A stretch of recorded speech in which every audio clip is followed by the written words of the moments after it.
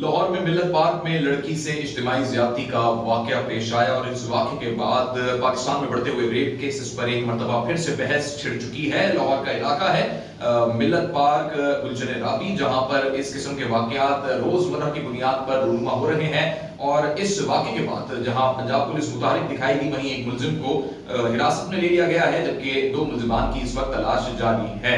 بتایا گیا کہ جس شخص کو حراست میں لیا گیا اس کا نام ظفر ہے، اور خاتون کا یہ کہنا ہے جس کے ساتھ اجتماعی زیادتی ہوئی، اس کا یہ بتانا ہے کہ ظفر نامی شخص نے اس عورت کو لاہور بلایا، ملت پارک بلایا، جہاں پر ایک ہوٹل میں اسے ٹھہرایا۔ خاتون کا تعلق ملتان سے ہے۔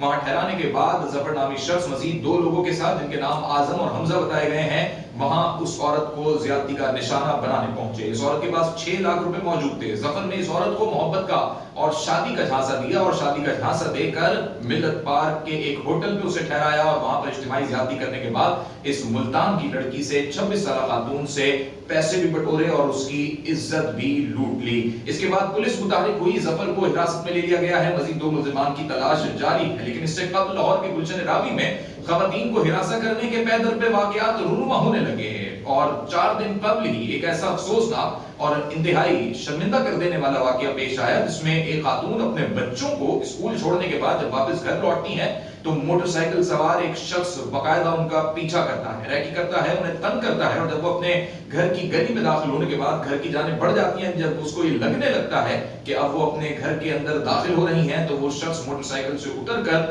آوازیں کستا ہے، نہ صرف آوازیں کستا ہے بلکہ برہنہ ہو جاتا ہے، اور اپنا لوور اتار کر اس خاتون کو ہراساں کرنے کی کوشش کرتا ہے۔ بالکل اسی قسم کا واقعہ گلشن راوی میں گزشتہ ہفتے بھی پیش آیا تھا، جب چھت پر کھڑے ہوئے ایک اوباش نوجوان نے خاتون کو ہراساں کرنے کی کوشش کی اور اپنے پورے کپڑے اتار دیے، اور خاتون کو ایسے جملے کسے کہ خاتون شرمندہ ہو کر پولیس تھانے پہنچ گئیں۔ اس واقعے کے بعد خاتون کے شوہر نے اپنی مدعیت میں اس نامعلوم شخص کے خلاف FIR درج کروا دی ہے، لیکن تاحال ابھی تک کوئی بھی گرفتاری عمل میں نہیں آ سکی۔ افسوس کی بات یہ ہے کہ پاکستان میں بڑھتے ہوئے ہراسگی کے اس قسم کے واقعات لاہور شہر اس میں مشہور ہوتا جا رہا ہے، اور سب سے بڑی افسوس کی بات یہ ہے کہ بین الاقوامی سطح پہ پاکستان کا امیج ڈاؤن ہو رہا ہے۔ تھامس راکر فاؤنڈیشن انٹرنیشنل فاؤنڈیشن ہے امریکہ کی، جہاں پر 2018 میں ایک سروے پول ہوا اور پاکستان کو انہوں نے سبجیکٹ بنایا اور کہا کہ پاکستان خواتین کے لیے دنیا کا 6واں خطرناک ملک بن چکا ہے۔ 2018 کی اس رپورٹ کی روشنی میں اس کے بعد پیش آنے والے واقعات 2019، 20 اور 2021 میں نہ صرف بچیوں کے ساتھ زیادتی کے واقعات بلکہ خواتین کے ساتھ اسپیشلی جو ریپ کیسز ہوئے اس رپورٹ کا پارٹ بنتے جا رہے ہیں۔ آپ کو یہ بھی بتائیں کہ human rights commission of Pakistan کے مطابق غیرت کے نام پر قتل ہونے کے 430 کیسز دسمبر 2020 تک رپورٹ ہوئے تھے، اور 2021 یعنی اسی سال کے ابتدائی 4 ماہ میں 53 گینگ ریپ کے کیسز ہوئے، جس کے نتیجے میں کچھ قتل کے بھی واقعات رونما ہوئے ہیں۔ اپریل 2021 میں BBC کے ایک انٹرویو میں prime minister of Pakistan Imran Khan سے سوال ہوا کہ پاکستان میں بڑھتے ہوئے ریپ کیسز کی وجہ کیا ہے، جس پر عمران خان نے کہا کہ خواتین اگر صحیح لباس پہنے، خود کو کور کریں تو اس قسم کے واقعات نہ ہوں۔ اس بات پر ہیومن رائٹس کونسل سمیت مختلف سول سوسائٹی کی تنظیمیں بشمول لبرل تنظیمیں اور پاکستان سے باہر دیگر NGOs نے بھی شدید تنقید کا نشانہ بنایا۔ پرائم منسٹر پاکستان کو وضاحت دینی پڑی، یہ تک کہا گیا کہ انٹرویو میں یہ بات اس طرح نہیں کہی گئی تھی جس طریقے سے BBC کی اس انٹرویو ٹیم نے اس بات کو ایڈٹ کیا۔ Anyone who commits rape, solely and solely that person is responsible. So let's be clear about that. No matter whatever, how much ever a woman is provocative or whatever she wears, the person who commits rape, he is fully responsible. Never is the victim responsible. My comments were completely taken out of context. They were simply talking about Pakistan society where we are having a sharp rise in sex crimes. And sex crime does not include just women. More than rape are child abuse, which is going through the roof. So my comments were in that context, and it was, I used the word parda. In Islam, parda does not mean just clothes. And parda is not restricted to women only. Parda is for men as well. It means bringing the temptation down in a society. This is what I was talking about, and it was taken out of deliberately. And I have to say, because I know all the interviews I've given, never would I say such a stupid thing where a person who's raped is responsible for somehow. It's always the rapist that is responsible.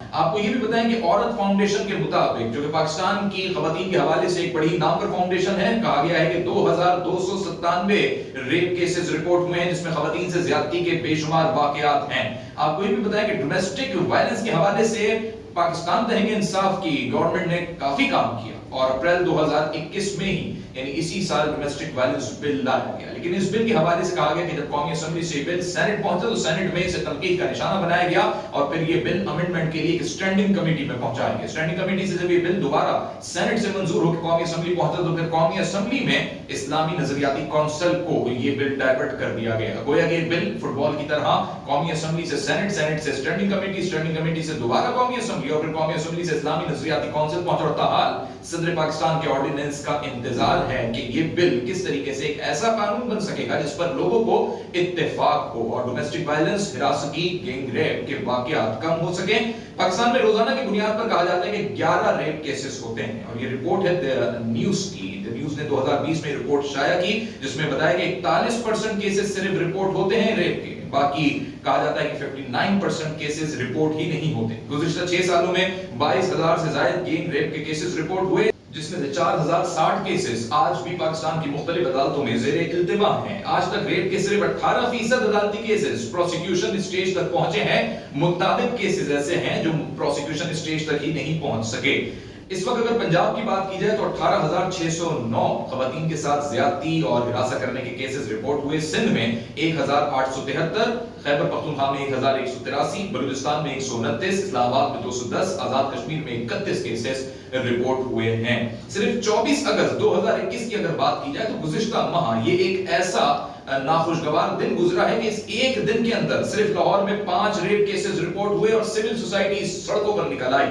انہی cases میں سے ایک مشہور case گزشتہ ماہ لاہور کے مینار پاکستان پر خواتین سے ہراسگی کے متعلق تھا، جس میں اس رونما ہونے والے کیس میں ایک ٹک ٹاکر عائشہ نامی اس لڑکی کے ساتھ لوگوں کی جانب سے ہراساں کرنے کا واقعہ ویڈیو کے ساتھ رپورٹ ہوا اور 250 سے 300 افراد کے خلاف، نامعلوم افراد کے خلاف مقدمہ بھی درج کروایا گیا۔ اس کیس کی جانب سے بھی پاکستان کی کافی ڈیفیمنگ ہوئی۔ انٹرنیشنلی پاکستان کو خواتین سے ہراساں کرنے کے معاملے میں انتہائی تنقیدی نگاہ سے دیکھا گیا۔ Human rights ministry of Pakistan اس وقت اپنا کام کر رہی ہے اور پاکستان تحریک انصاف کی گورنمنٹ بننے کے بعد شیریں مزاری جو کہ ہیومن رائٹس منسٹر ہیں، فیڈرل منسٹر ہونے کے ناطے انہوں نے ایک اس کا بہت ہی آسان سولوشن دیا، ایک اپلیکیشن متعارف کروائی، نہ صرف اپلیکیشن بلکہ ہیلپ لائن دی اور اس ٹول فری ہیلپ لائن پر جو کیسز روزانہ رپورٹ ہوتے ہیں، ایک سروے کے مطابق روزانہ رپورٹ ہونے والے کیسز میں سے 73% کیسز صرف اور صرف خواتین سے ہراسگی، خواتین کے ساتھ زیادتی اور ریپ سے متعلق ہوتے ہیں۔ اس سے اندازہ لگایا جا سکتا ہے کہ پاکستان میں خواتین کس حد تک غیر محفوظ ہیں۔ بے شک گورنمنٹ اپنا کام کر رہی ہے، یہ ٹول فری ہیلپ لائن بھی دی گئی ہے، عدالتیں آزاد ہیں، لیکن زیر التوا کیسز یہ بتا رہے ہیں کہ انصاف مہیا نہیں ہو رہا ہے۔ پروسیکیوشن سٹیج تک صرف 18% کیسز کا پہنچنا اور اس پہ سب سے زیادہ افسوسناک بات یہ کہ 100% کیسز میں سے صرف 41% کیسز کا FIR تک پہنچنا ایک انتہائی افسوسناک امر ہے۔